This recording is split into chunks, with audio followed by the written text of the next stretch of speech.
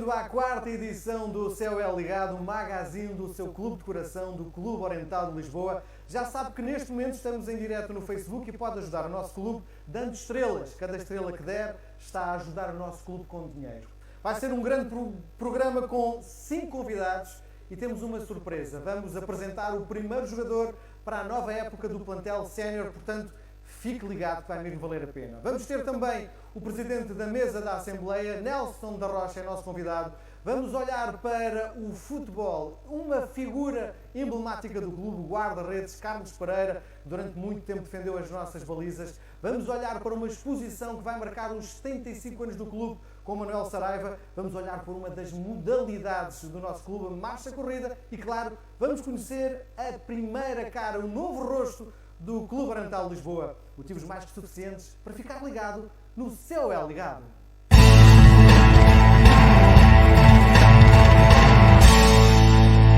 Nesta quarta edição vamos conversar com o Nelson da Rocha, é presidente da mesa da Assembleia do Clube Oriental de Lisboa. Obrigado por ter vindo.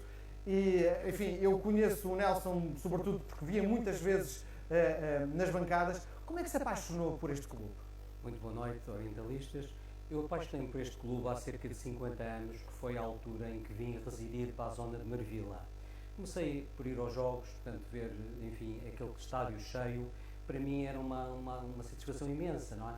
Ainda me recordo, como outros orientalistas, por certo, aquela entrada que tínhamos para o bairro chinês, dezenas e dezenas de pessoas, aquilo era uma autêntica romaria. E, portanto, comecei-me a apaixonar pelo clube, foi uma paixão eterna, uma paixão que se mantém. Não nasci orientalista, mas vou morrer orientalista, não tenho dúvidas nenhumas. Às vezes, em brincadeira, hoje já não, mas a minha mulher primeiro dizia que eu trocava a família com o oriental. Eu respondia de outra maneira, dizia, não é verdade, o oriental é que faz parte da minha família.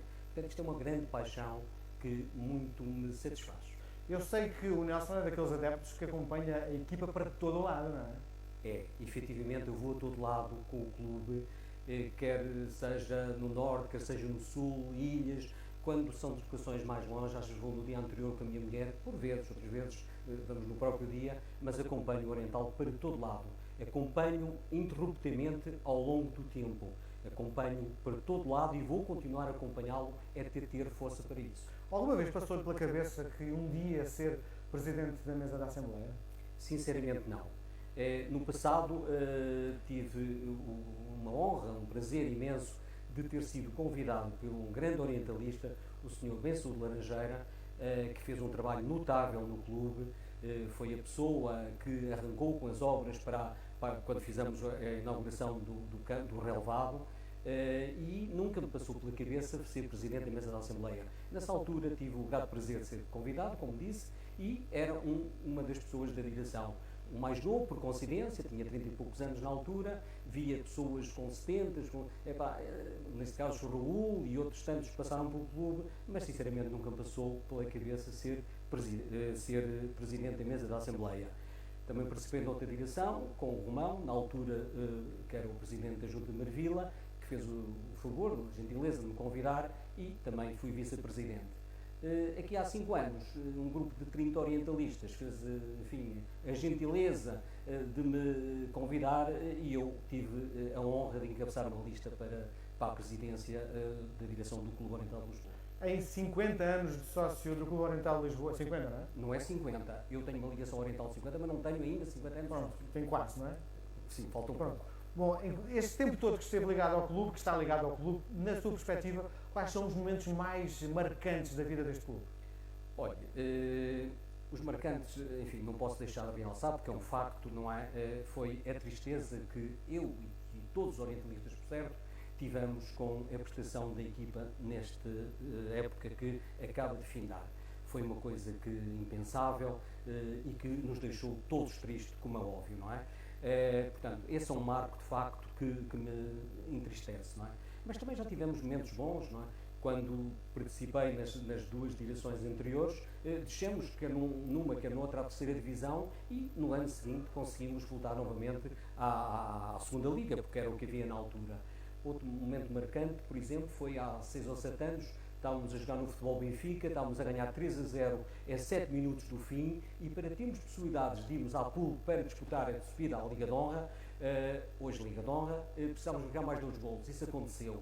Uma satisfação imensa em Ferreiras quando subimos à Liga de Honra. Portanto, também tem proporcionado bons momentos. A inauguração que fizemos do nosso relevado, que foi feito com tanto esforço, com tanta dedicação pelo Presidente Benção de Laranjeira, não tínhamos mais ninguém, era ele que cortava a relva, ele fazia tudo. Foi um grande orientalista que trabalhou muito para o clube, e isso também foi uma grande satisfação, aquela brilhante inauguração que fizemos com a equipa principal do Futebol Clube do Porto. O capitão era o André, o presidente Pinto da Costa acompanhou, a comitiva, o Sr. Reinaldo Teles também. Isso também aconteceu graças a um sócio que fez o favor de interceder, o Sr. General Ramalho Enes. Portanto, tem momentos muito bons, marcantes, que ficam na memória para sempre. Tenho lido muito sobre a atividade do Presidente da Mesa. Diga-me lá, quais são efetivamente as suas funções? É assim, as minhas funções são, em primeiro lugar, defender os interesses do Clube Oriental de Lisboa. Foi isso que eu me comprometi com os associados, e é isso que eu continuarei a fazer. Não me irei desviar 1 milímetro que seja na defesa intransigente do Clube Oriental de Lisboa, porque o clube conta. Nós, atuais órgãos sociais, estamos cá, amanhã vêm outros, e a vida é mesmo assim. Agora, o que os orientalistas podem contar, e enfim, isso é um facto, é que eu serei um defensor intransigente dos 73 artigos que constam nos estatutos do Clube Oriental de Lisboa. E isso não abdicarei nem 1 milímetro. A função do Presidente é, em primeiro lugar, zelar para que as coisas funcionem da melhor maneira. Apoiar a delegação, apoiar o Conselho Fiscal, dialogar com os sócios, o que tenho feito, depois se quiser poderei desenvolver, até porque tenho uma história, não é história, um facto interessante para lhe contar, e portanto a função do Presidente é precisamente isso, é, em primeiro lugar, fazer com que os estatutos sejam cumpridos, ok? E apoiar, como é evidente, representar o clube em determinadas ocasiões, e ser, ao fim e ao cabo, um elo enfim, para que as coisas corram da melhor maneira. Ao fim e ao cabo, é isso que se pretende de um Presidente da Mesa da Assembleia. Bom, falou que tem sido abordado por sócios que lhe pedem coisas, não é? O que é que lhe pedem? Não pedem coisas. Eu fui abordado várias vezes por sócios, por vários sócios, e que vou contar um caso em particular. Eles não me pedem nada.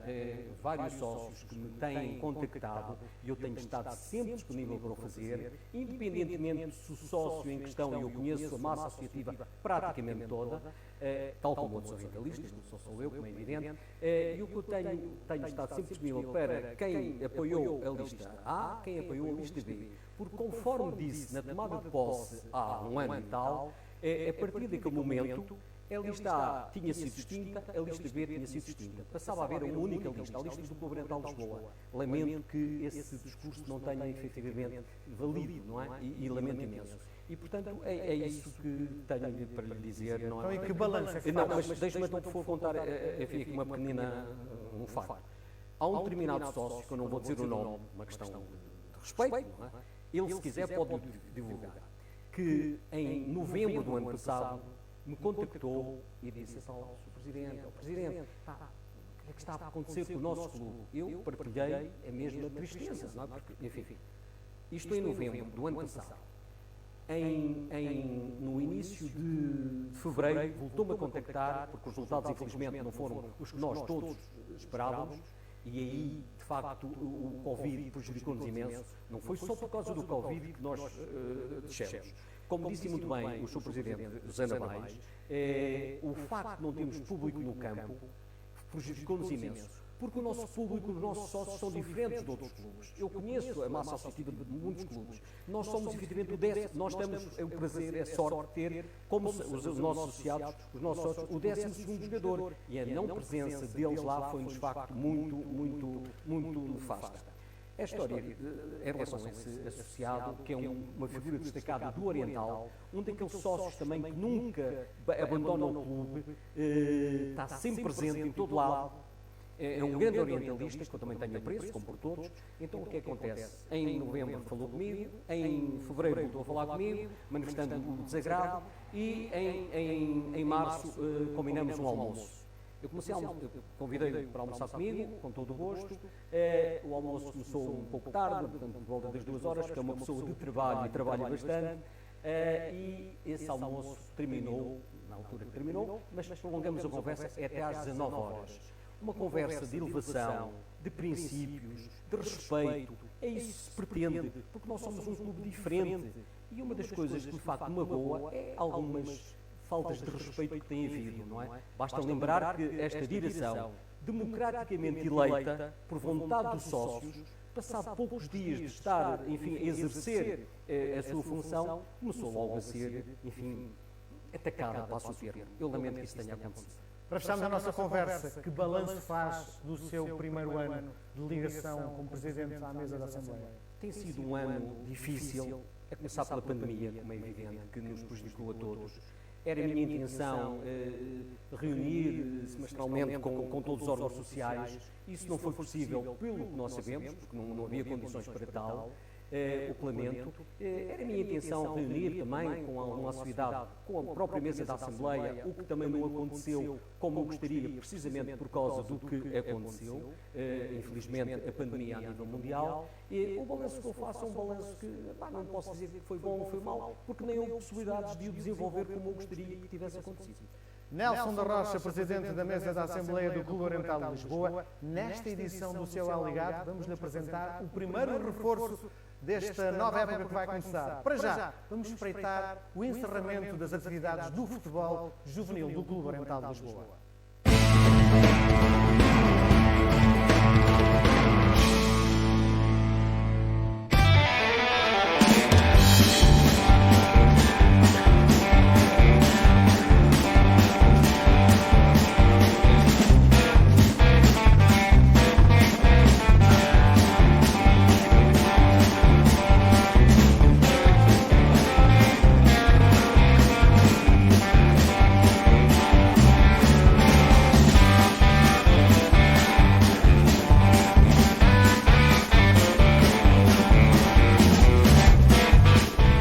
Hoje é um dia histórico. Estou aqui vestido, equipado à rigor, à Clube Oriental de Lisboa. E o que é que vai acontecer no fundo? Estamos a reunir todo o staff do futebol juvenil no fim desta época atípica para fazermos uma partidinha de futebol. Convido a ver os melhores lances desta partida.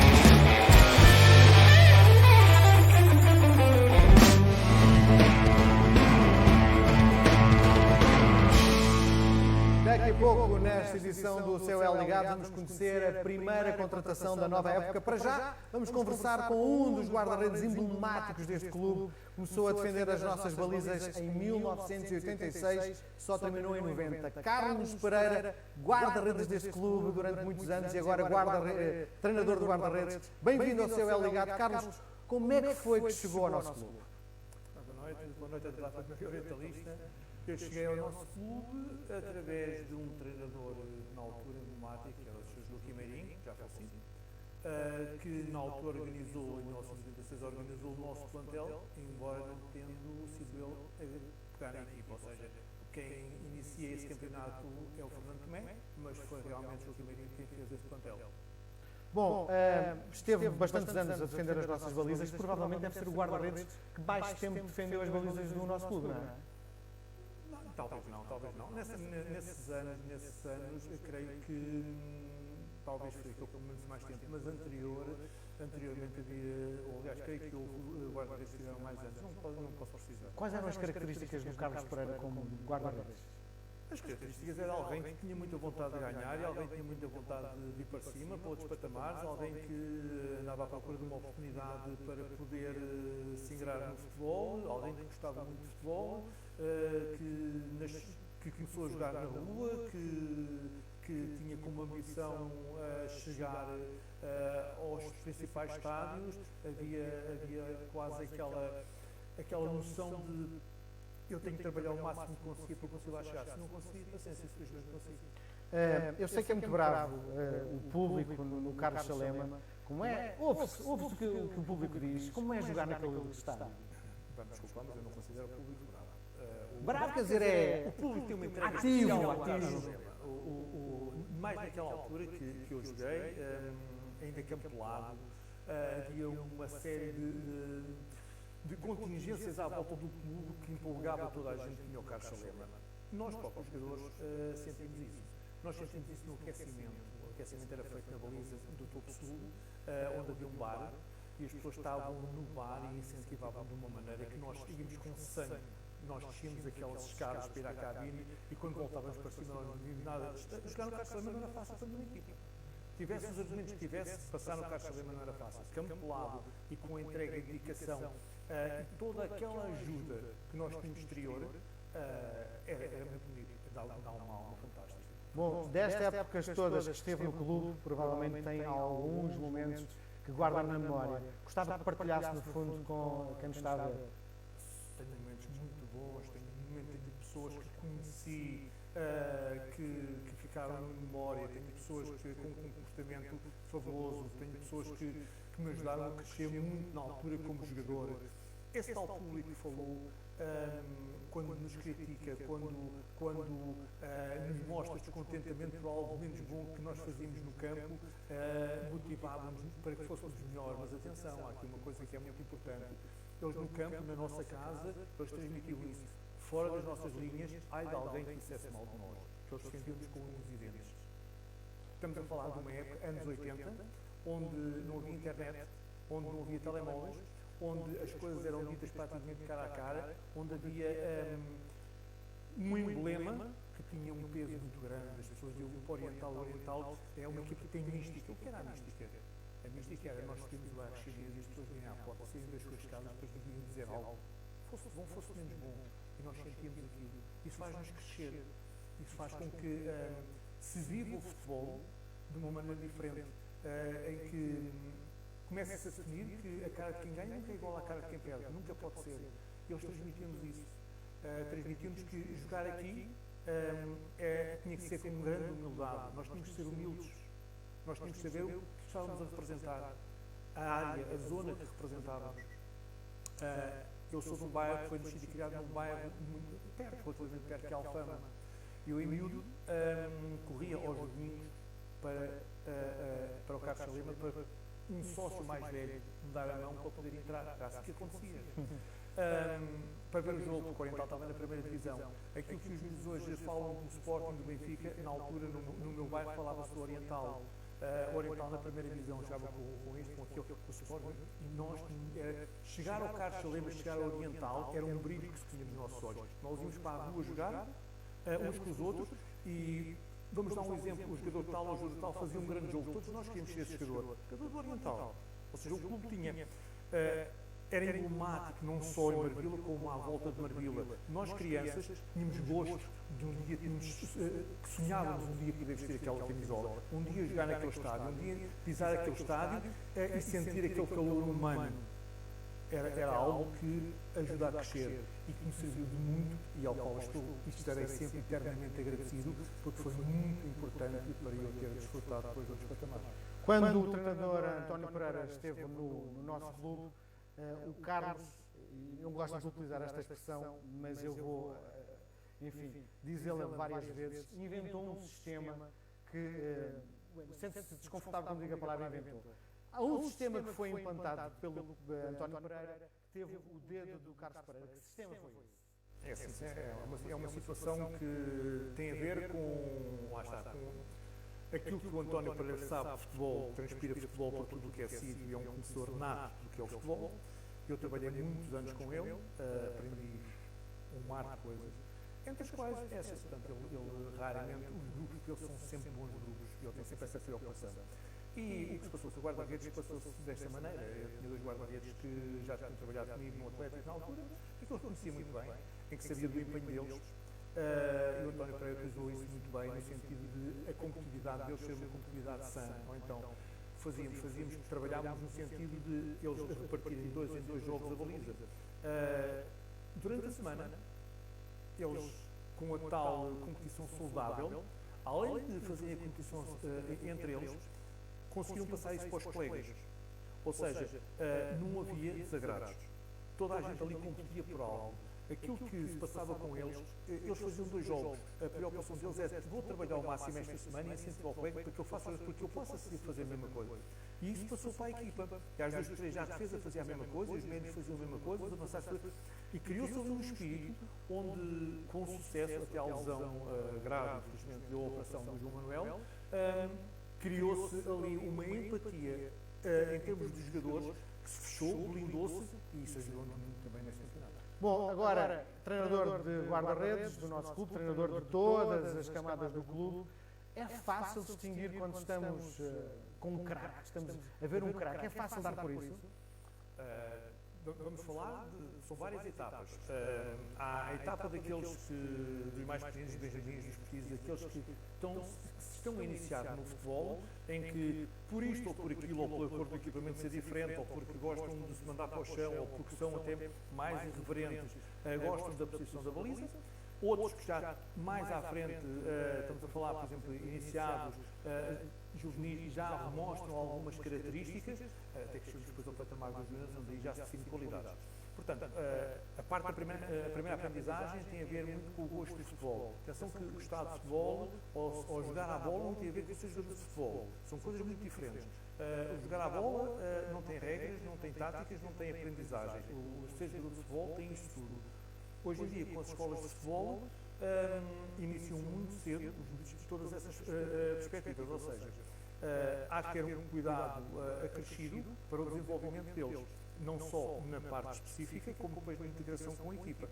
O que é que acontece? Acontece normalmente que eu tenho um feedback com os treinadores passam um feedback em relação aos jogadores, e depois há um trabalho continuado de evolução e que acontece que, por exemplo, um jogador este ano está no escalão e é um jogador de ano, mas passa para o escalão seguinte, ou porque cresceu nas férias, ou porque se tornou até mais disponível nesta ou naquela situação, até alguma característica física, e ele consegue atingir outros objetivos, nem parece, ou seja, são idades em que é muito difícil dizer assim, vai ser ou não vai ser. Agora, há matéria para trabalhar, e aí consegue-se perceber em relação à dedicação, em relação, por exemplo, à concentração, em relação, por exemplo, ao gosto pela posição.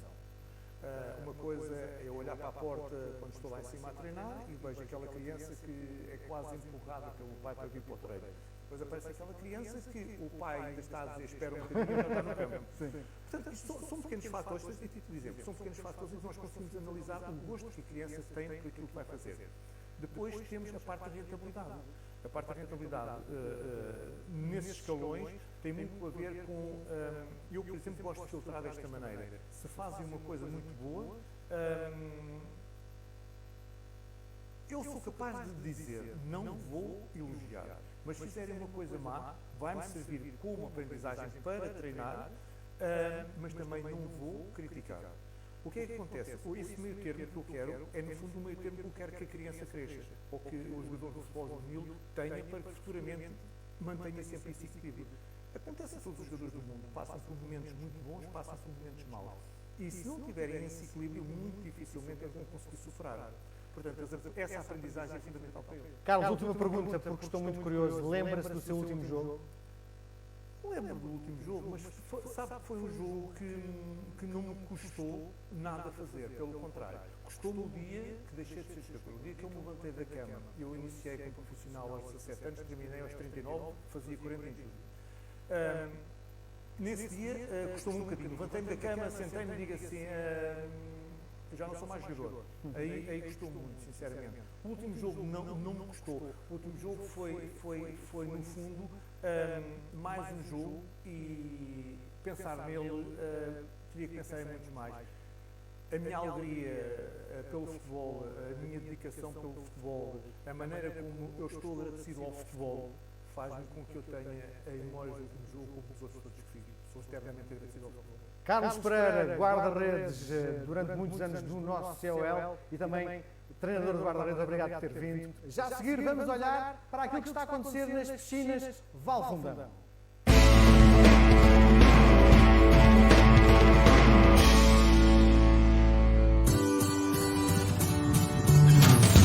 Olá, eu sou a Lúcia, sou recepcionista da piscina Valfundão. Muitos de vocês já me conhecem porque me veem aqui diariamente à entrada quando venho fazer as vossas aulas. Neste momento já estamos a fazer as renovações para a próxima época. Podem fazê-lo até dia 17 de julho. Já sabem, não se esqueçam e venham renovar. Boa tarde, eu sou o Virgílio, recepcionista na piscina municipal de Valfundão. Convido-vos a virem se juntar a nós e participar nas nossas aulas de natação, hidrobike, aquafitness, aquadip ou cross-training. Novas inscrições podem ser efetuá-las a partir do dia 19 de julho. Ficamos à vossa espera. Juntem-se.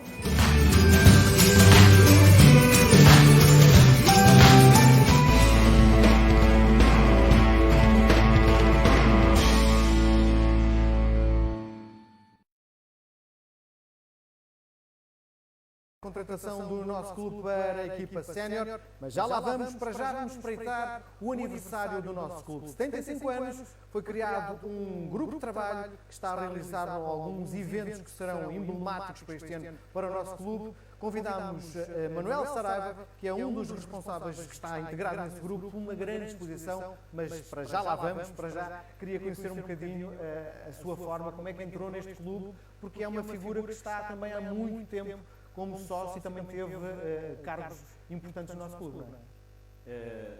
Cheguei a Marvila por volta de 1976, sou sócio do clube desde 1979, fui, entre aspas, captado por um ilustre orientalista ainda vivo, Manuel Pires Paiva, que me conseguiu convencer na altura a vir trabalhar para o futebol juvenil. Foi uma coisa que eu fiz durante alguns anos com muito prazer. Foi também um ponto alto do futebol juvenil no clube. Estávamos na altura nas primeiras divisões nacionais. Enfim, entretanto, a vida tem corrido. Já tive o prazer de ser Presidente da Mesa da Assembleia Geral em vários mandatos e creio que sou a pessoa com mais tempo no cargo. Já fui Presidente do Conselho Fiscal por 2 vezes e mantenho esta minha ligação ao clube, estando sempre disponível em função das minhas próprias disponibilidades e da vontade de quem está à frente do clube para poder colaborar naquilo que acharmos interessante. Vamos lá saber o que é isso de ser-se orientalista. Ser orientalista é assumir uma identidade muito associada com o próprio clube. Ser orientalista é interiorizar alguns dos valores. Enfim, isto também acaba por ser uma expressão demasiado ampla e nela cabem valores diferentes, porque a grande maioria de todos nós nos assumimos como orientalistas e vemos o oriental de maneiras diferentes, sentimos-lo de maneiras completamente diferentes. Mas, acima de tudo, é entender a importância deste clube em termos da própria vivência na comunidade. É dizer, eu sou do oriental porque me identifico com os valores desportivos, sociais, éticos que o próprio clube desenvolve. E foi um bocado por isso que eu também comecei por aqui, porque tive algumas grandes referências no clube. Grandes referências que me marcaram extraordinariamente, particularmente uma, o Sr. Herménio Carvalho, que já nos abandonou, que foi um homem a quem o clube muito deve. Na altura, hoje tudo é fácil, porque vivemos num mundo das tecnologias e da informática, mas na altura eu tenho dúvidas que algum clube em Portugal, mesmo os grandes clubes, pudesse ter um sistema tão organizado acerca dos jogos, da participação dos jogadores. Ele sabia, o jogador dos juvenis, que apenas e só tinha jogado 17 minutos em determinado tipo de jogo, quantas vezes tinha sido convocado, quantos cartões amarelos tinha apanhado, todas as situações, ele era capaz de responder com uma certa facilidade. E tudo isto feito à mão por ele, porque não existiam nenhum meios eletrónicos. Eu creio que ele nem sabia sequer escrever à máquina. E nós, quando chegávamos para ir para os jogos, a fichazinha de jogo já estava preenchida por ele, toda a nossa vida estava facilitada. O Sr. Herménio Carvalho é, de facto, uma das grandes referências minhas e é uma das grandes figuras do Clube Oriental de Lisboa. Estamos no aniversário, 75 anos, há um grupo de trabalho que está a organizar uma série de eventos. O Nel Saraiva teve uma ideia que toda a gente bateu palmas, que é uma exposição. Que exposição é esta? A exposição deve ser uma forma de expressar um passado glorioso, mas acima de tudo também com a ideia de que há um futuro radiante. É natural que hoje a comunicação é completamente diferente. Talvez eu tenha inclusive alguns erros de análise, mas essencialmente a grande massa que motiva este clube, à parte de algumas novas atividades que felizmente surgiram, tem já alguma certa idade. Não somos propriamente jovens. E esta ideia do Clube Oriental de Lisboa, da sua integração nesta grande área oriental da cidade, porque ele não é um clube de Marvila, nunca foi um clube de Marvila, tem uma amplitude muito maior, deve ser divulgada a partir da sua história e a partir da perspectiva do seu futuro. Portanto, 65 anos só acontecem uma vez na vida, não é? E é uma data importante que o clube deve evidenciar. Esperamos que essa exposição possa ser mais um instrumento para que o nome do Clube Oriental de Lisboa possa chegar até a públicos diferentes, porque eu na minha vida profissional, que tinha que andar por esse país fora, quando dizia que era do Oriental, na maior parte dos casos todas as pessoas conheciam o Oriental e identificavam-se com algumas figuras do Oriental. Hoje a situação não é exatamente esta, porque houve uma maior amplitude na informação e enfim, de algum modo as coisas são diferentes do que eram há 20, 30, 15 anos. Hoje a vida é diferente, mas em relação àquilo que é o nosso território, a nossa zona de influência, devemos fazer todos os possíveis no sentido de que o Clube Oriental de Lisboa se possa adaptar às necessidades desta nova camada da população que vai surgindo e que possa responder a essas próprias necessidades. Onde é que andou a fazer a investigação para a recolha do material desta exposição? Há um livro que foi recentemente editado, que é a história do nosso clube, que tem alguns documentos interessantes. Hoje existem redes sociais e alguns sócios, por iniciativa própria, têm reduzido algum material. Agora, quando chegarmos à altura de concretizar, inclusive deveríamos criar uma linha de comunicação com alguns sócios que tenham materiais interessantes que possam ser representativos destes 75 anos de história. Para além disso, existem os troféus do próprio clube, existe o seu próprio espólio, que nunca foi trabalhado convenientemente no sentido da sua sistematização, mas se calhar esses 75 anos podem servir de arranque para que o espólio do clube possa ter esse tipo de trabalho, e esta exposição servir para isso é também uma coisa importante. Bom, falta saber onde é que vai andar esta exposição. Pois, gostaríamos que andasse no maior número de sítios possíveis, no sentido de chegar ao maior número de pessoas possíveis. Nós vamos estabelecer algumas parcerias, particularmente com as entidades autárquicas da zona, no sentido que eles próprios nos possam indicar locais onde possamos apresentar essa nossa exposição. Devemos, se o Oriental é conhecido pelos seus associados, por parte considerável dos seus associados, é do nosso interesse que ele possa ser também conhecido por outras pessoas que podem potencialmente vir a ser associados e que possam integrar-se nas atividades do próprio clube.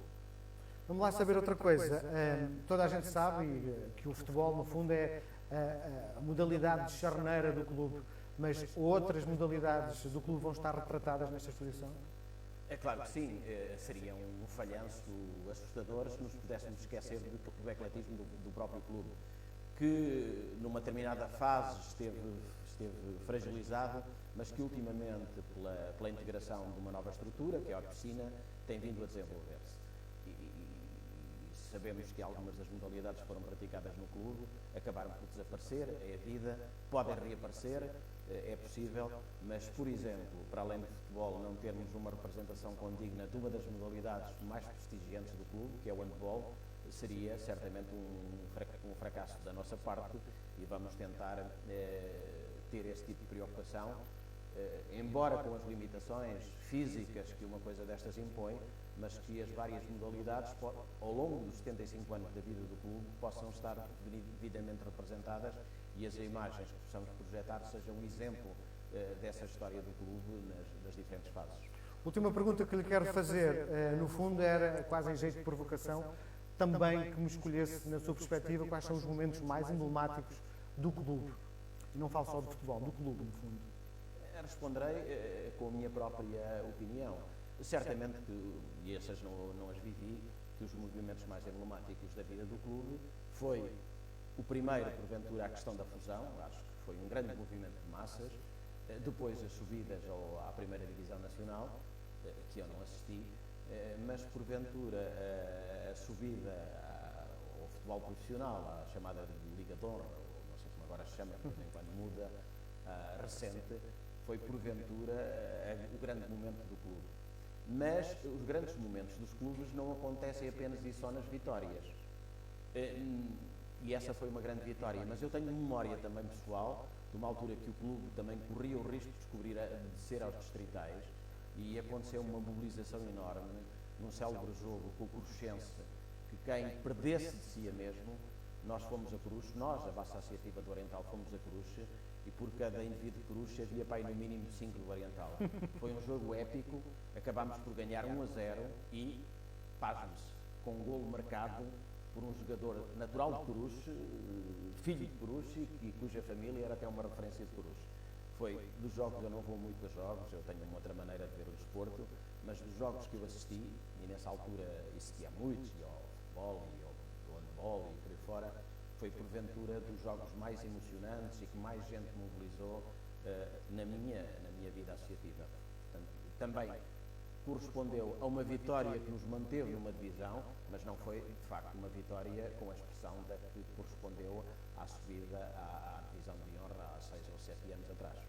Manuel Saraiva, um dos membros do grupo de trabalho que está a fazer alguns eventos relacionados com os 75 anos do clube. Já a seguir, vamos olhar uma das modalidades, a marcha corrida.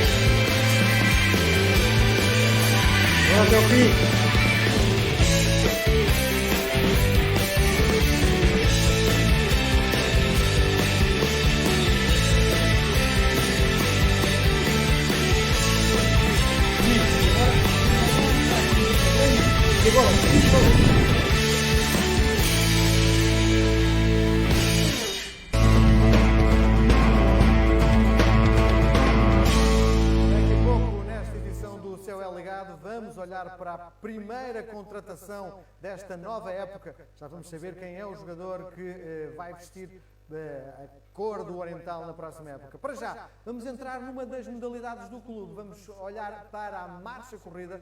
Temos da secção o Edgar Sousa. Boa noite, bem-vindo ao COL Ligado. Para já, que modalidade é esta? Marcha corrida. Boa noite e obrigado pelo convite.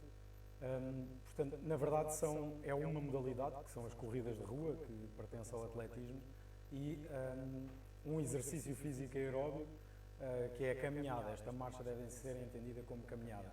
E são atividades que são praticadas com alguma intensidade, nomeadamente aqui no Programa Nacional Marcha e Corrida, tem o intuito de ser atividades prazerosas com o objetivo de combater o sedentarismo e a obesidade especificamente e adotar estilos de vida mais saudáveis.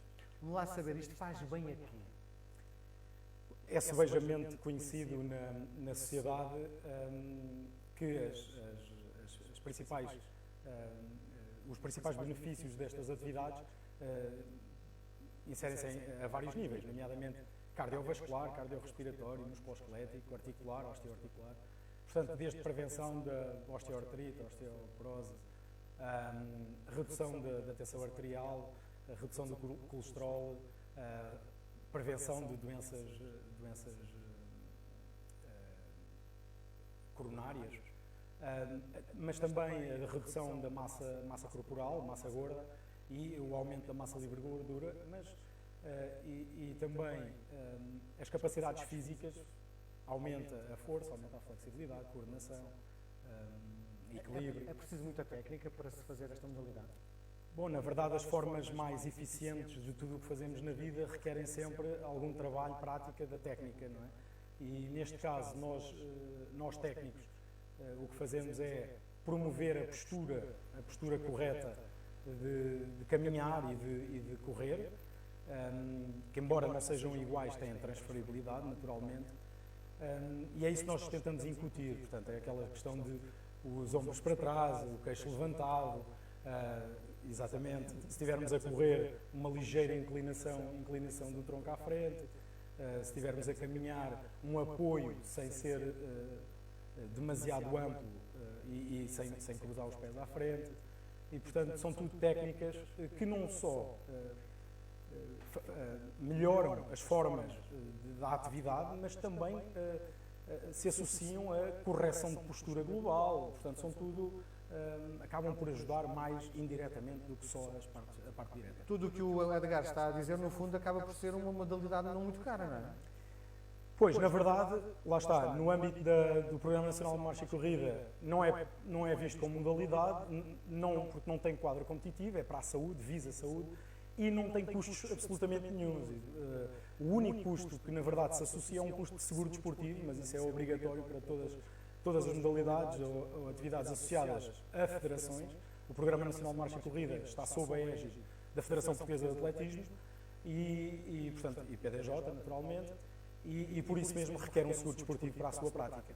E há muitos atletas em Portugal a praticar a marcha-corrida? Marcha e corrida, por marcha e corrida.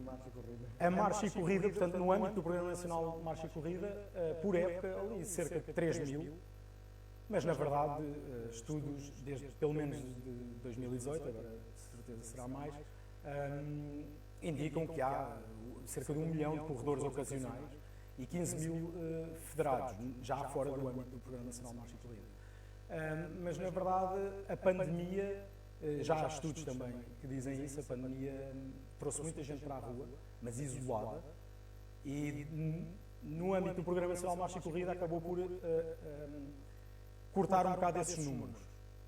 Bom, já conhecemos então a modalidade, agora vamos olhar para a marcha e corrida do nosso clube. Como é que nasceu? A 3 de janeiro de 2018, portanto, o presidente da direção do COL, o vice-presidente da Federação Portuguesa de Atletismo e o presidente da Junta de Freguesia de Marvila, portanto, assinaram um protocolo e nascia então o clube. Foi imediatamente divulgado, nós fomos aumentando, crescendo de números, tivemos em 2019, na época de 2019-2020, 44 praticantes, é muito de facto, mas agora baixámos, lá está, a crise sanitária de certeza que ajuda a explicar isto, e bem, de facto as pessoas tinham que se resguardar a certa altura, não é? Mas estamos convictos que 2021, 2022 vai trazer de novo esses números. Neste momento estamos ali a cerca de 1/5 do valor massa. Sim, bom, queria saber no fundo também quantos praticantes é que o nosso COL tem da marcha corrida. Lá está, desses 44, neste momento há alguns que ainda são nossos praticantes. Nós temos ali 8, 10 praticantes assíduos neste momento, inscritos. Temos também pessoas que vão experimentar a primeira vez e vão se relacionando connosco e depois acabam por se inscrever. Mas é isso em termos de números. Vamos lá saber outra coisa. Eu faço prática desportiva diária, fiquei muito entusiasmado. Como é que se faz, quem esteja neste momento a ver-nos, como é que se faz para de alguma forma começar no clube a praticar a marcha-corrida? Muito bem, nós estamos a laborar na piscina municipal de Alfundão e, portanto, basta dirigir-se que a recepção informa sobre toda a atividade da marcha e corrida, tem uma agenda mensal, as pessoas só têm que se deslocar à hora marcada e faz uma abordagem inicial com avaliação da aptidão aeróbia e portanto, planeia-se comprometemos-nos com alguns compromissos de alguns querem correr, outros querem caminhar, e comprometemos Como é que com ser isso. nos treinos? Porque, imagino, há um que quer correr e outro que quer andar, como é que se consegue gerir isto num treino? É difícil, quando um centro de marcha e corrida tem um técnico apenas, é difícil gerir isto.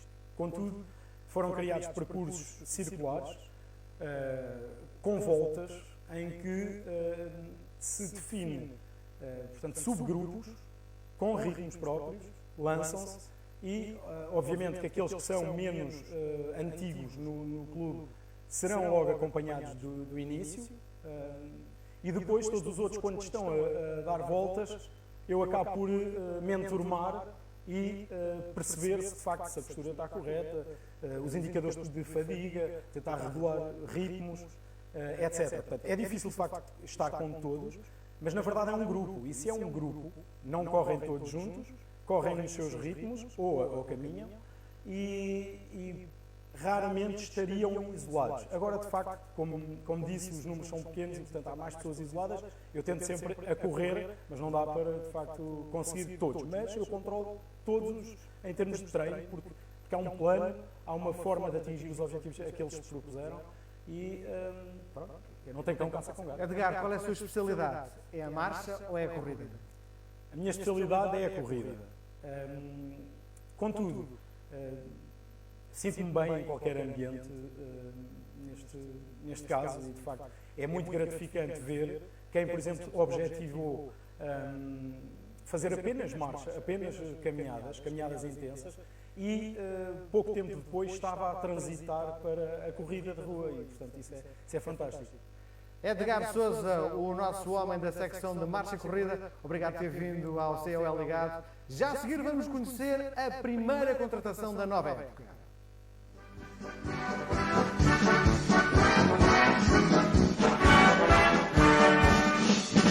No dia 8 de agosto, após festança bem divertida, horas depois do sol posto, uma criança nasceu para a vida.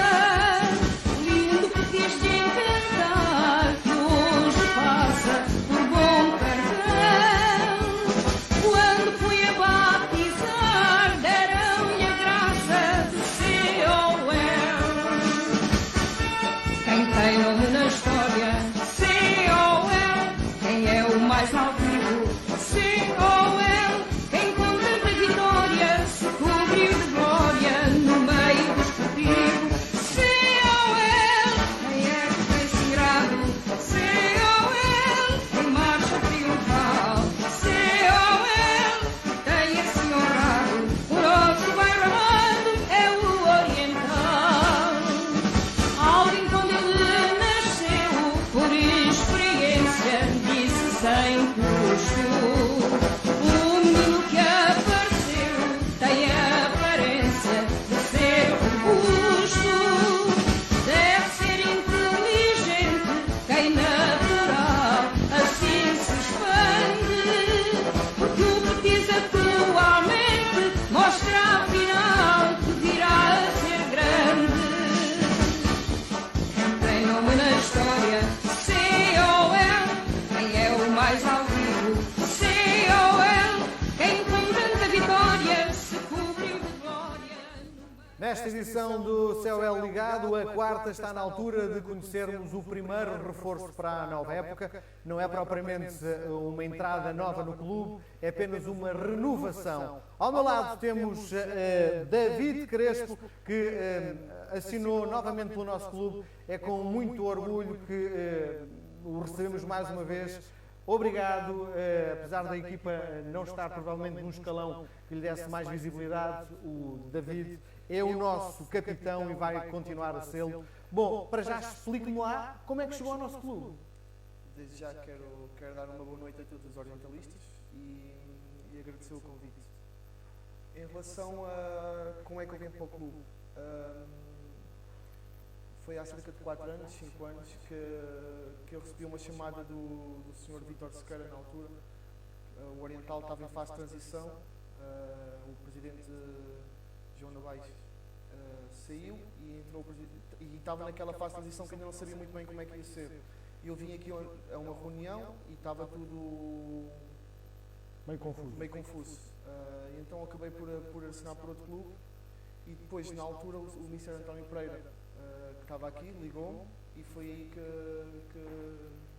aconteceu e até hoje estou aqui. Vamos lá saber, como é que é jogar no Carlos Salema? É um sentimento de pressão, mas uma pressão positiva em que nós entramos em campo e sabemos que temos sempre ali alguém a torcer por nós e podemos errar, mas só o facto de darmos tudo, às vezes chega para as pessoas que estão na bancada. Nós podemos falhar um passo que as pessoas não vão errar, mas se calhar se a seguir corrermos e se as pessoas repararem que nós damos tudo, é o que chega por vezes. Bom, eu lembro-me que nós transmitimos os jogos todos na época passada e o Crespo, como capitão de equipa, ter-se já queixado, porque nós achávamos que não fazia muito sentido tocar o hino se o estádio estivesse vazio, mas de repente fez-se luz que para os jogadores é essencial ouvir o hino quando se entra no relvado, não é? É motivante. Eu, pelo menos, eu falo para mim, eu sinto que dá-me uma motivação extra.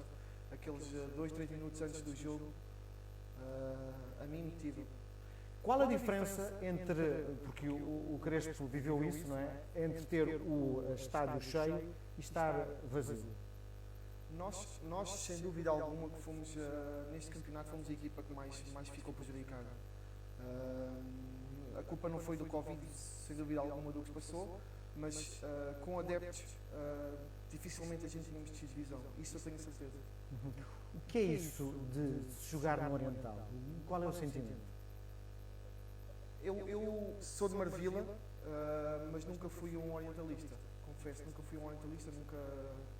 Foi preciso vir para aqui para o clube para sentir realmente o que é ser orientalista e o que é sentir o clube. É um sentimento de responsabilidade, porque o Oriental é, sem dúvida alguma, dos 4, 5 maiores clubes de Lisboa. E ser-se capitão do Oriental, que é isso que a braçadeira que usa, não é, nos jogos, qual é o significado? É um significado de orgulho, sem dúvida alguma. Crespo, eu já ouvi jogar em várias posições. Trinco, defesa central, lateral. Onde é que se sente mais confortável? Isto é um recado para o treinador, não é? Desde que jogo, eu estou bem. Claro que neste momento, hoje em dia, comecei a jogar a central e é sem dúvida a posição que me sinto mais confortável, mas desde que jogo, está tudo bem. Quais são as características do Crespo? Eu tenho a minha opinião, não é? Mas o que é que o Crespo acha do Crespo? Acho que tenho bem, estando bem, acho que sou um jogador com bastante compromisso e entrega e quero sempre ganhar. Uma das coisas que o ano passado, e nas épocas todas, o Crespo, quando era um livro, ia logo agarrar a bola e gostava de ser o Crespo a marcar. Treina muito isso? Acha que tem essa capacidade de marcação dos livros? Se calhar às vezes é mais a ganância em si do que a qualidade de marcar o livro. É o querer às vezes fazer gol ou tentar fazer gol. Mas como eu, há muitos colegas meus, se calhar com muito mais qualidade de marcar os livros. E outra das características que eu acho que o Crespo tem, e fiz isto muito durante, era eu que narrava os jogos do Oriental, um passe na pequena área do Oriental é quase teleguiado. O Crespo treina muito isso, de meter a bola à frente de uma forma rigorosa e eficaz? Se calhar se calhar um dos pontos fortes que eu tenho é o passe longo. Acho que... Mas treina isso no... Faço bastantes vezes isto no treino, mas acho que já sai por propositados. Crespo, vamos lá saber, vamos conhecer o Crespo como homem. Que música é que o Crespo ouve quando está em casa ou quando vem para o treino? O que é que ouve nos seus fones? Eu ouço tudo um pouco, por acaso não tenho esse... Não sou esse tipo de pessoa que tem aquele estilo e vou simplesmente ouvir aquele estilo. Eu ouço tudo, já no balneário quando meto a música, desde fado, kizomba, tudo e mais alguma coisa eu ouço e gosto. Põe-se música no balneário? Isso é uma forma de unir a equipa também, não é? É, sem dúvida alguma. Crespo, última pergunta. O que é que nós podemos esperar do Crespo e da equipa para o próximo ano? Mais do mesmo. Tirando este ano que não correu bem. Não correu bem e que sem dúvida alguma que não conta, vá. Mais do mesmo das últimas épocas foi compromisso e, sem dúvida alguma, vontade de ganhar e de querer puxar o clube para cima e tirar o clube desta posição onde nós próprios o metemos, e agora temos que, nós e quem vai continuar cá no ano passado, temos que assumir a responsabilidade e tirar o clube de onde nós próprios o metemos. David Crespo, capitão do nosso COL, é a primeira contratação desta época.